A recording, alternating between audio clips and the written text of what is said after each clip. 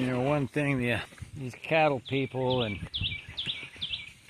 big livestock programs with the government, one thing they just don't get is goats. So, you know, I can just grow grass in here. There was bahia grass in here before. There's bahia here now in the alleyways. But these rows are thriving with all kinds of tasty goodies. Not only for goats, but for humans. Right here, at least. Carrots. Lots of carrots. Getting ready for harvest. We've already done some great weeding stages, and everything's been growing up with a goat poop compost and our sprinkler water from the lake. But one thing people don't get about goats, oh yeah, by the way, these are fodder beets. Red mammoth fodder beets, and we see this green leaf here. Down there are some other varieties of beets. They got more of the red in them. We got several varieties of beets out here. We got the cylindrical beets, and we got some of the Egyptian Crosby beets down there. Got some sunflowers in here too. But yeah, the carrots and beets. Here's some carrots and beets together. Then these rows pretty much all pure carrots. We got Danvers carrots, orange carrots here. We've got the white, lunar white carrots up here. Look at these big, beautiful plants. Okay, so one thing that we are doing here is we're growing the tropical hibiscus, which feeds the goats later in the season with a huge amount of biomass, huge amounts of leaf, and they love that plant so much all the way into the first frost, kill everything off. And we make hay from it, we feed the goats. Carrots we dry and be able to feed the goats on through the winter. And we flash graze goats in here. We got a couple little ones that come in here and nibble. They don't care about these carrots, they're eating the weeds. That's what the cattle and government people don't get. It's just a totally different thing with goats. You put a cow in here and it's going to stomp all over this stuff and pull things out and just, you know, hogs or whatever. Come on, people. Goats, they can pick in here, come in here, and they'll eat the weeds. I'm not going to decimate this crop. I can graze them in here a little bit and everything's fine. And then what I can also do, is what I'm doing right now, is I'm hand picking some of these weeds, like this American fireweed. This is good stuff. Good stuff for goats. Got lamb's ear here. Lamb's ear here. Here, we got lamb's ear. And meh, meh, meh. Call the goats. And they tear into these weeds. This is all good for them, folks.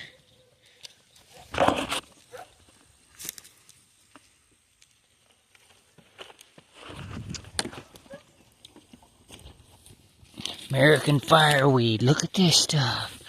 First came out here, I thought, what is this weed? What am I going to do with it?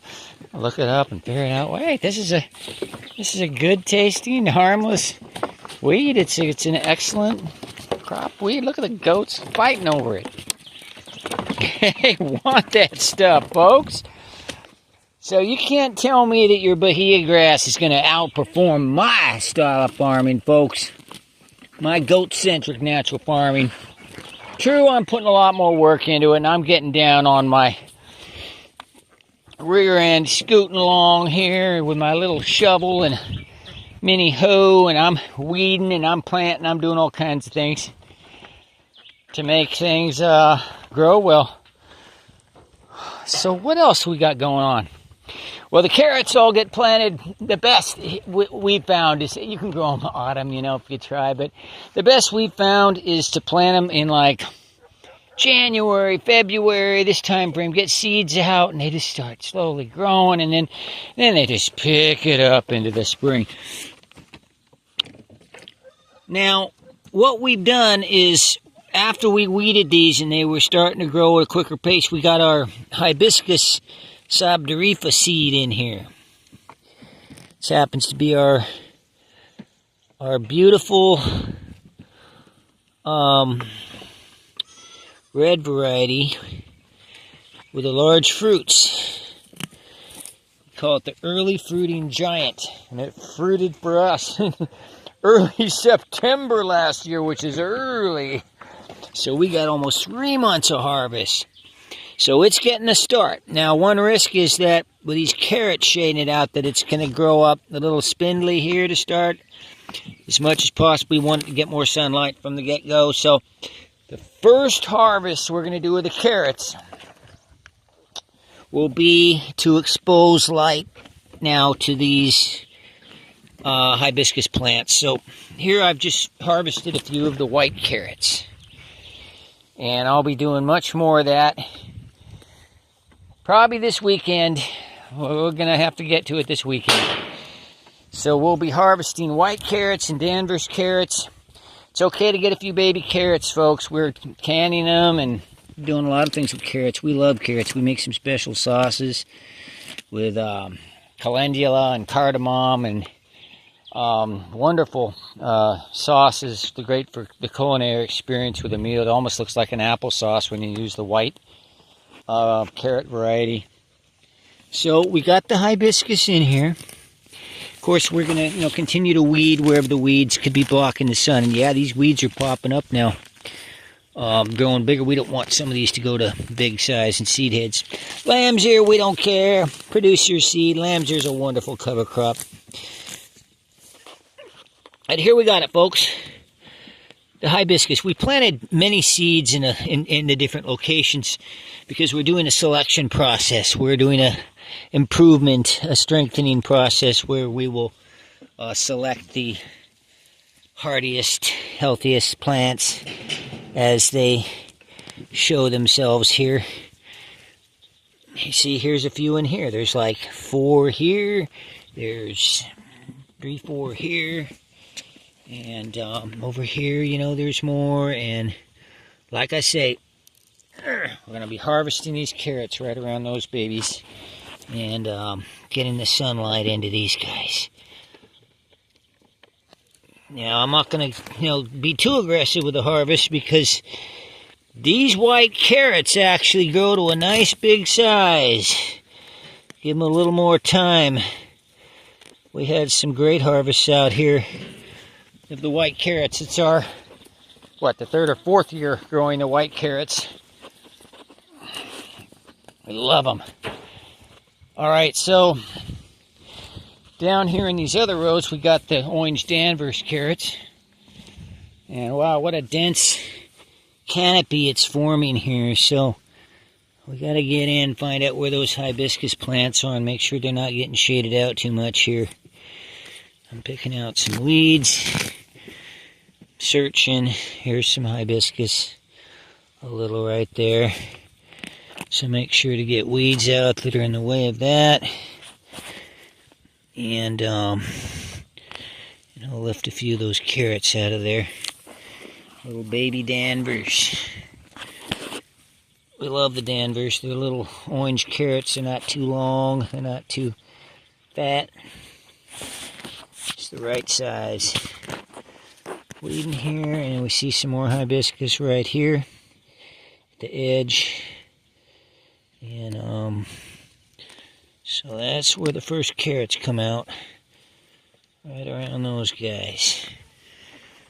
It's not only on this southern exposure edge here, but there's hibiscus throughout the row, planted in a diamond kind of a pattern. That's one of our favorite high density patterns.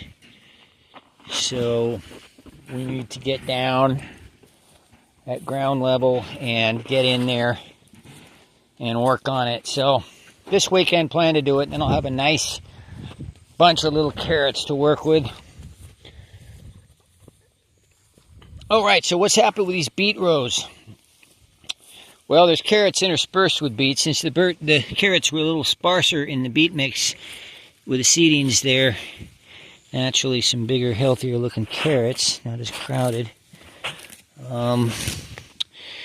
These fodder beets greens are excellent. I've been cooking those.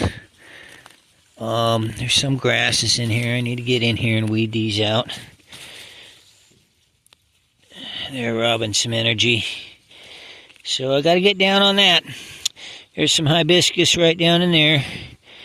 So there's a need to harvest beets and carrots that are blocking weeds that are blocking the sunlight. We never did get a really good weeding on these red beets, so grass is growing up. That all needs a serious weeding. There's several hours of work there.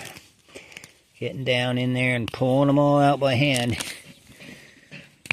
There's no easy solutions out here, folks. No chemicals or anything like that. People try to make things too easy when they just, it just needs some good hard work.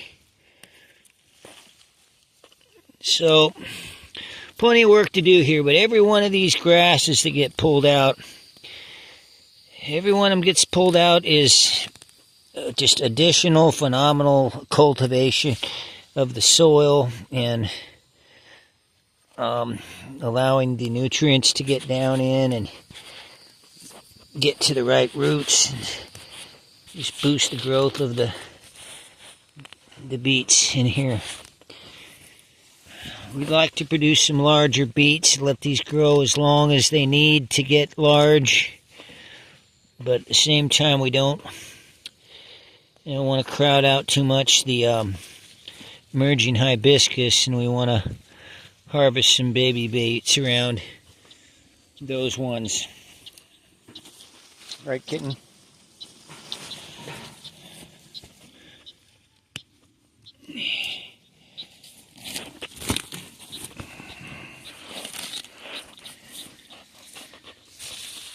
Very nice greens. Very healthy beet greens. But those bases, those need a little more time to grow, those tubers. The beetroot.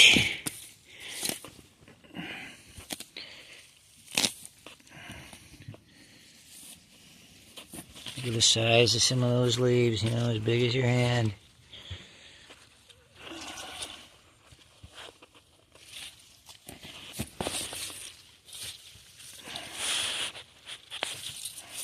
There's white carrots in this row. There's Danvers orange over here, and there's white up here, and there's white down here too. Anyways, here's a little mulberry tree. Move these metal panels out of the way. They're impeding this tree right now. Impinging on it. Weeding a bit around here. Got some elderberry growing here. Some flowers emerging here on the elderberry. Look at that. Just a little oregano there. Got more of the elderberry here, even though these were just started not long ago from cutting, some 1 year, some 2 year. There's even some white variety in here. We already see mulberries. Amazing. We love mulberry. That's trees that can be established quickly and actually produce fruit without waiting for way too many years. Such. Oh, I just want to stay here and work on this. And it is a very pleasant evening, but it's not the time. It's time to turn in here. Time to hunker down away from the mosquitoes that'll be emerging out. And get to it tomorrow, but this will not be the first thing I do because I've got some serious preparation of soil and planting of more hibiscus, peanuts and hibiscus. Lots of peanut, a lot of hibiscus in an entire area over there. So, oh wow, yeah, I really want to get in here and weed these beets. They're really going to thrive once you get in and do a good weeding here and get this grass out of here.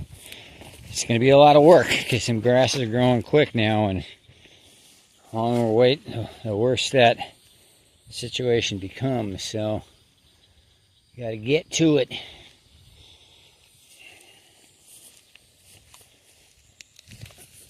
All right, I'm going to turn this sprinkler on. Every riser has a ball valve. I like total control.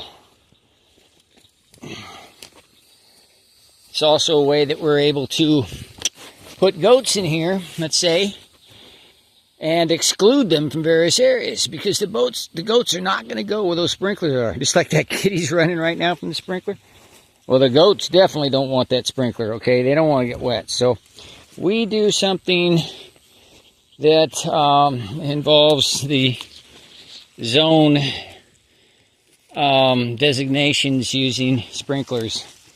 So the individual ball valves are a really important part of that whole thing.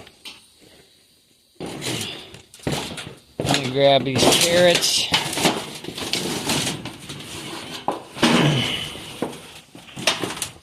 By the way, the goats love the carrot tops, so we call it goat-centric natural farming, folks. What are we farming? We're farming to produce plants of all types, all different fruits and vegetables and tubers and seeds, grains, beans, peas, all kinds of things, for human consumption and for goat consumption. We care about feeding our goats. And you get too simplified of a look like people have with different cattle or textbook things about lands managed by organizations and all, and they miss a lot of subtleties on this. Goat-centric natural farming enables us to produce very nutritious food that can be stored and dispersed through the winter, which is so much better than what a lot of them are doing, because they're feeding lousy hay that's been sitting out in the bale rotting and molding, and you know, goats will die from that, and cattle, I don't know how much their losses are, but it's not good for them.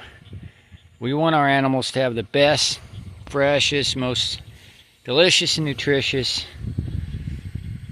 food they can get. All right, folks, I'm going to turn in here and get some sleep after some internet surfing for a while. All right, good night now.